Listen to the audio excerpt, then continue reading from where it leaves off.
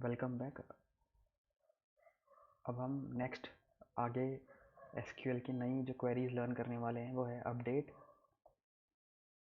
Alter और group by.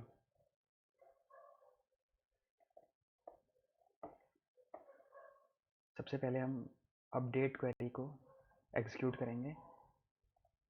Update query क्या करती है कि अगर आपको आपके टेबल में से किसी भी वैल्यू को मॉडिफाई करना हो या चेंज करना हो तो उस केस में आप यूज़ करते हैं अपडेट क्वेरी। तो उसका सिंटेक्स क्या है देखते हैं।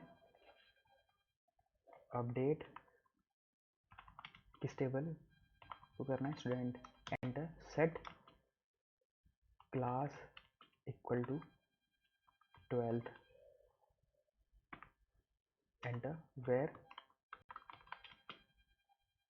Serial number equal to 7। यानी कि मैं सीरियल नंबर 7 की क्लास को 11th से 12th में अपडेट कर रहा हूँ। तो उसका सिंटेक्स है सेट। सेट मीन्स आपको क्या चेंज करना है, वेयर कहाँ पे चेंज करना है। तो ये इसका सिंटेक्स है। ये देखिए ये अपडेट हो गया है। हम चेक कर लेते हैं। ये देखिए रोल नंबर 7, सीरियल नंबर 7 की क्लास 12th अपडेट हो चुकी है। तो इसका सिंटेक्स है अपडेट स्टूडेंट, यानी कि टेबल नेम सेट जो भी आपने चेंज करना है, वेयर जहाँ पे चेंज करना है। सेट में आप डिफाइन करेंगे जो चेंज करना है, वेयर मीन्स जहाँ पे चेंज करना है। स्टूडेंट नेक्स्ट क्वेरी है ऑल्टर। नेक्स्ट क्वेरी है ऑल्टर। ऑल्टर क्वेरी से हम क्या करते हैं, ये हमारा जो टेबल दिया हुआ है इसमें अगर हमने कोई एक नया कॉलम ऐड करना है तो उसके लिए हम यूज़ करते हैं ऑल्टर। यानी कि इस टेबल के स्ट्रक्चर में कोई चेंज करना है, या तो नया टेबल ऐड करना हो, या एक टेबल डिलीट करना हो, या इस कॉलम नेम की स्पेलिंग चेंज करनी हो, तो इस केस में हम क्या यूज़ करते हैं, ऑल्टर।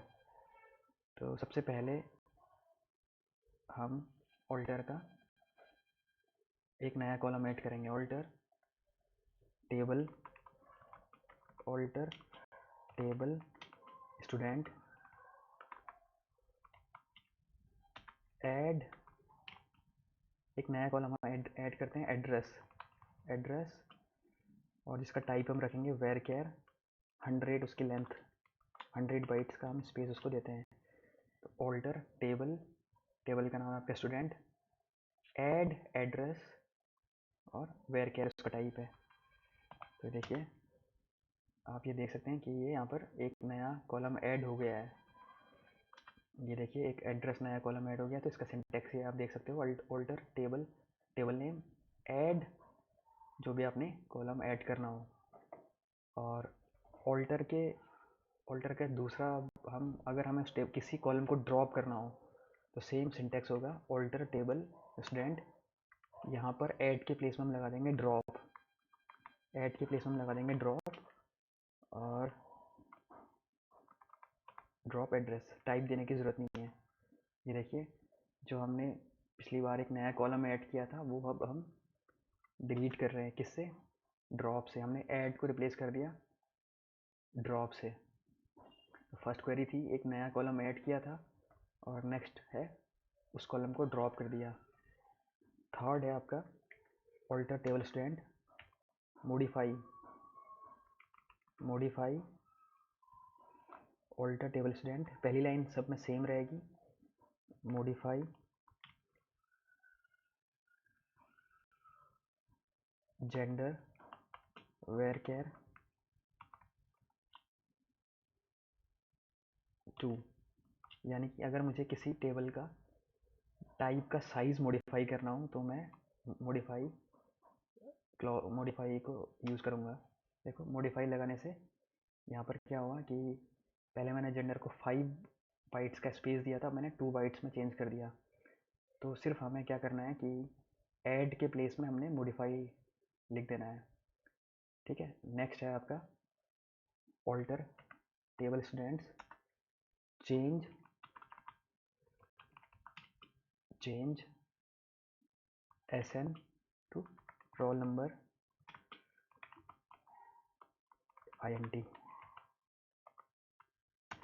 देखिए यानी कि इसमें हमने क्या किया कि जो सीरियल नंबर था जिसका नाम पहले SN, उसका नाम अब चेंज करके लिख दिया हमने रोल नंबर। ये देखो, उसका नाम हमने चेंज करके रख दिया है रोल नंबर। तो इस तरह से ऑल्टर के जो 4 अलग अलग क्वेरीज हो गई, वो हो गई ऐड, ड्रॉप,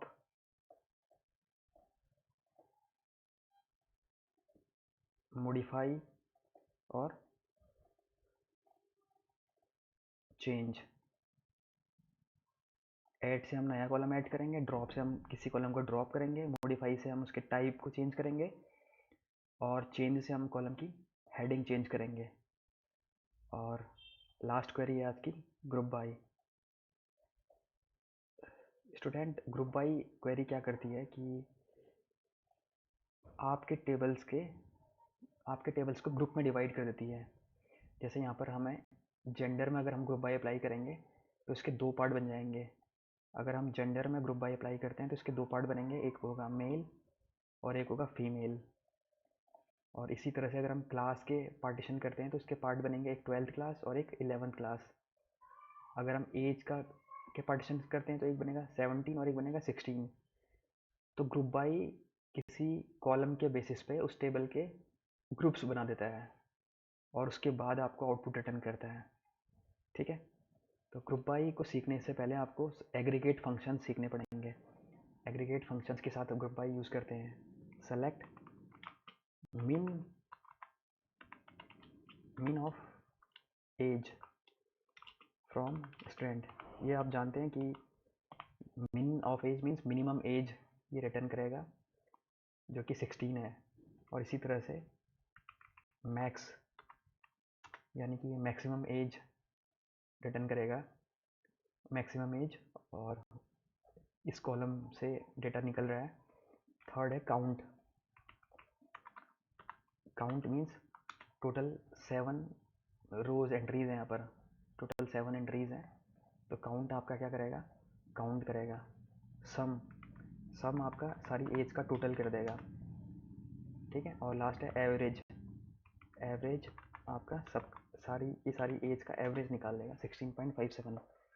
तो हमने टोटल जो एग्रीगेट फंक्शंस पढ़े, एग्रीगेट फंक्शंस वो थे मिन, मैक्स, सम, एवरेज और काउंट। ये हमने एग्रीगेट फंक्शंस देखे। इन एग्रीगेट फंक्शंस के साथ यूज़ होता है आपका ग्रुप बाई। मैं आपको दोबारा से रिवाइज करवा रहा हूँ कि ग्रुप बाई किसी भी टेबल के ग्रुप्स बना देता है अकॉर्डिंग टू द कॉलम्स जिसमें हम उसको अप्लाई कर रहे हैं। जेंडर के अगर 2 कॉलम्स बनेंगे, क्लास के 2 कॉलम्स, एज के भी 2 कॉलम्स। अगर सपोज यहाँ पर एज की एक और वैल्यू होती 15, तो इस केस में एज के 3 ग्रुप्स बनते, एक 15 का ग्रुप, एक 16 का ग्रुप और एक 17 का ग्रुप। तो देखिए, तो ग्रुप बाई हम ऐसे लिखेंगे, select minimum age from student group by equal to group by age, group by gender. यानी कि मुझे हर एक जेंडर का मिनिमम एज चाहिए। देखो, तो मैं यहाँ पर रन करता हूँ तो यहाँ पर दोनों जेंडर्स की मिनिमम एज हमें डिस्प्ले हो रही है, लेकिन हमें पता नहीं लग रहा है कि ये 16 फीमेल की एज है फिर ये 16 मेल की एज है। तो इसीलिए हम क्या करते हैं कि जिस भी कॉलम पे हम ग्रुप बाई अप्लाई करते हैं उसी कॉलम को हम सेलेक्ट के बाद में लिखेंगे यहाँ पे जेंडर। देखिए, फीमेल की मिनिमम एज है 16 और मेल की मिनिमम एज है 16। यानी कि इस ग्रुप बाई ने क्या किया कि सबसे पहले टेबल के 2 पार्टीशंस कर दिए, एक मेल का और एक फीमेल का। और उन फीमेल की आपको मिनिमम एज बता दी और मेल की आपको मिनिमम एज बता दी। इसी तरह से आप मैक्सिमम एज भी बता सकते हैं और इसी तरह से काउंट भी कर सकते हैं। काउंट करते हैं हम, तो इस टेबल में टोटल 3 फीमेल्स हैं और 4 मेल्स हैं।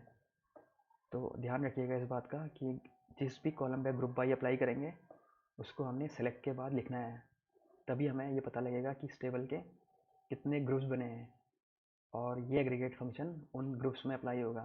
फीमेल ग्रुप में 3 थे काउंटिंग और मेल ग्रुप में 4 थी काउंटिंग। और सपोज़ हमें सिर्फ मेल का ही काउंटिंग चाहिए थी, तो हम यहाँ पर having gender equal to male लिख देंगे, जिससे कि क्या होगा कि हमें सारे ग्रुप्स से मतलब नहीं है, हमें सिर्फ मेल ग्रुप्स का ही काउंटिंग चाहिए। तो यहाँ पर देखो सिर्फ मेल की काउंटिंग आ गई। दैट मीन्स कि अगर आपको ग्रुप बाई के अंदर कोई कंडीशन लगानी हो तो आप यहाँ पर वेयर नहीं लिखोगे, यहाँ पर लिखोगे हैविंग। हैविंग क्लॉज से हम ग्रुप बाई के अंदर कंडीशन देते हैं, यानी कि हमारे पास नॉर्मली ग्रुप बाई लगाने से सारे के सारे ग्रुप्स का डेटा रिटर्न होके आता है, लेकिन हैविंग लगाने के बाद हमें कोई पर्टिकुलर जो ग्रुप्स ही दिखाई देंगे जिसकी हमें कंडीशन दी हुई है। तो स्टूडेंट्स आज के लिए इतना ही, और ये हमारा एसक्यूएल का क्विक रिवीजन कोर्स ख़त्म हो चुका है। एक बार फिर से मैं रिवाइज करवाऊँगा हमने जो जो आज कवर किया है।